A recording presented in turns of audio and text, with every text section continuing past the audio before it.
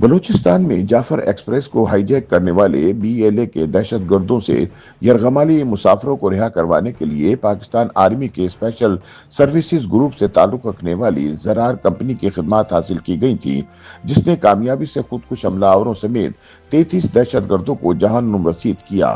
زرار company کے SSG commandos جدید ترین ہتھیاروں، انٹیلیجنس ٹیکنالوجی اور جنگی مہارت رکھتے ہیں، جس کے باعث یرغمالیوں کو محفوظ طریقے سے نکالنے کے امکانات زیادہ ہوتے ہیں۔ بلوچستان میں ہونے والا آپریشن بظاہر خاصا پیچیدہ تھا، لیکن اسے کامیابی کے ساتھ سر انجام دیا گیا۔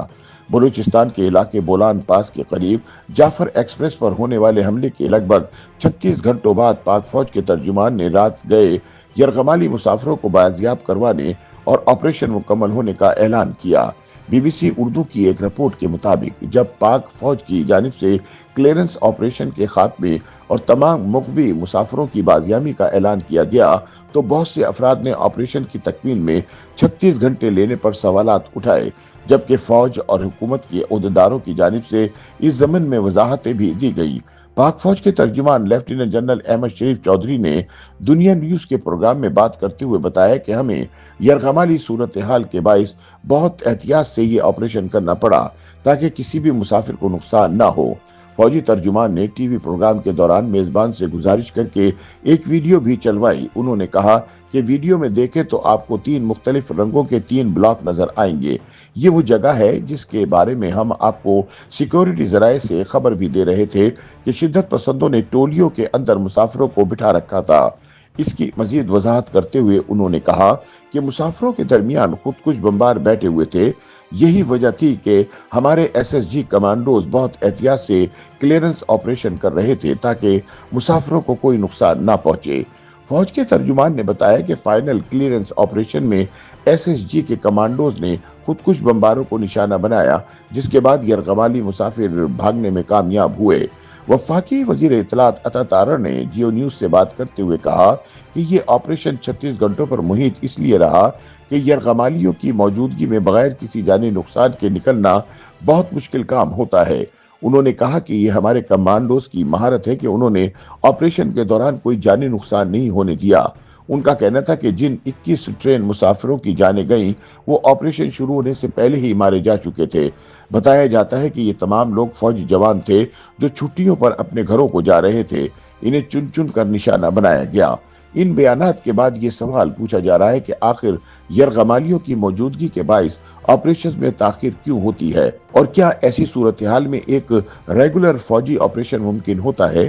BBC نے اس بارے میں سابق فوجی اہلکاروں سے بات کی جو اپنا نام ظاہر نہیں کرنا چاہتے تھے، تاہم ان کا کہنا ہے کہ ایسے کسی بھی واقعے جس میں شہریوں کو یرغمال بنایا گیا ہو میں ہونے والی فوجی کارروائیاں مکمل طور پر مختلف طریقے سے کی جاتی ہیں۔ پاکستان میں ایسا پہلی بار نہیں ہوا کہ فوج کو ایک ایسا آپریشن کرنا پڑے جس میں یرغمالیوں کی زندگی بچانی ہو۔ ایسے آپریشنز میں ریگولر ٹروپس یعنی عام فوجی دستوں کی بجائے افواج کے SSG کمانڈوز حصہ لیتے ہیں۔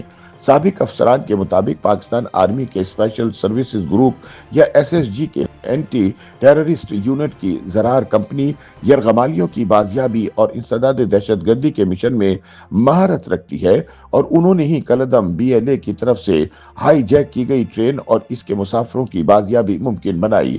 ایک سابق SSG اہلکار نے بتایا کہ یرغمالیوں کی بازیابی کے فوجی آپریشن انتہائی پیچیدہ اور حساس نوعیت کے ہوتے ہیں۔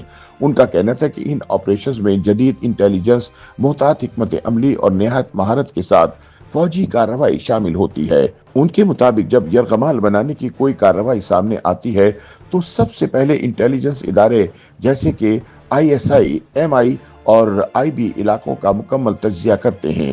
پہلے یہ مشکل کام تھا اور مخبروں کی مدد سے کیا جاتا تھا، مگر اب ڈرون سیٹلائٹ مانیٹرنگ نے بھی بہت آسانی پیدا کر دی ہے۔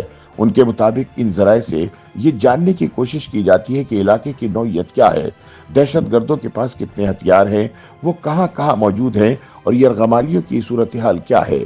انہوں نے کہا کہ بعض پیچیدہ صورتوں میں اگر ممکن ہو تو مذاکرات کی کوشش بھی کی جاتی ہے تاکہ یرغمالیوں کو بغیر فوجی کارروائی کے بازیاب کروایا جا سکے، لیکن اگر مذاکرات ناکام ہو جائیں یا یرغمالیوں کی زندگی کو خطرہ لاحق ہو تو پھر فوج ایک براہ راست آپریشن کی تیاری کرتی ہے۔ SSG کے سابق فوجی افسر نے بتایا کہ پاکستانی فوج کی زرار کمپنی ان آپریشنز کی تیاری انتہائی مہارت کے ساتھ کرتی ہے۔ تمام پلاننگ کی بنیاد زیرو کیجوالٹی ہے، یعنی کوئی ایک بندہ بھی ہلاک نہیں ہونا چاہیے۔ دوسرا ہمارا احتساب کا نظام بھی ہے، اور ایک بھی یرغمالی کی جان چلی گئی تو طویل انکوائری بھگتنا پڑتی ہے، اور اس منصوبے بندی میں شامل تمام افراد جواب دہ ہوتے ہیں۔ لیکن ایسے آپریشن میں سیکورٹی فورسز کے لیے سب سے بڑا چیلنج پیش آتا ہے جب دہشت گردوں کی جانب سے یرغمالیوں کو انسانی ڈھال کے طور پر استعمال کیا جائے۔ یاد رہے کہ سیکورٹی ذرائع نے دعویٰ کیا تھا کہ جعفر ایکسپریس کے واقعے میں بھی شدت پسند یرغمالیوں کو بطور انسانی ڈھال استعمال کر رہے تھے۔ سابق فوجی اہلکار کے مطابق اس لیے ایسے آپریشن میں تاخیر کی ایک بڑی وجہ یہ ہوتی ہے کہ فورسز کو انتہائی محتاط ہو کر کارروائی کرنا پڑتی ہے تاکہ یرغمالیوں کو کسی بھی قسم کا نقصان نہ پہنچے۔ بعض اوقات دہشت گرد یرغمالیوں کو دھمکی کے طور پر قتل کرنے کی کوشش کرتے ہیں تاکہ فورسز کو روکا جا سکے۔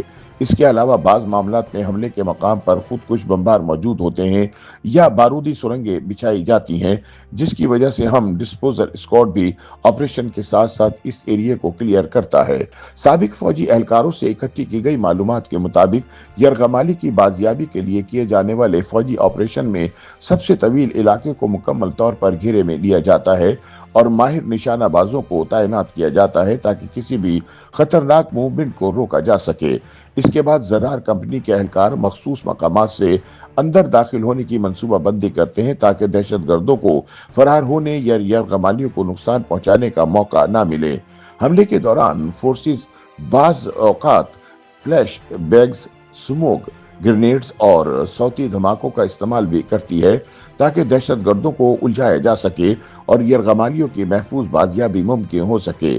اس موقع پر خودکش بمباروں کو سب سے پہلے نشانہ بنایا جاتا ہے تاکہ وہ کوئی بڑا نقصان نہ پہنچا سکیں، جبکہ دیگر دہشت گردوں کو مارنے یا گرفتار کرنے کے بعد یرغمالیوں کو بحفاظت نکالا جاتا ہے۔ یہی فارمولہ جعفر ایکسپریس کے یرغمالی مسافروں کو رہا کروانے کے لیے بھی استعمال کیا گیا۔ YouTube پر گوگلی نیوز دیکھنے کے لیے youtube.com کی سرچ بار میں googly news T V type کریں۔ گوگلی نیوز کے پیج پر سرخ رنگ کے سبسکرپشن والے بٹن پر کلک کرنا نہ بھولیے۔ YouTube پیج پر اپلوڈ ہونے والی ویڈیوز سے باخبر رہنے کے لیے بیل آئیکن پر کلک کیجیے۔ آپ کو ہر نئی ویڈیو کے بارے میں نوٹیفیکیشن موصول ہو جائے گا۔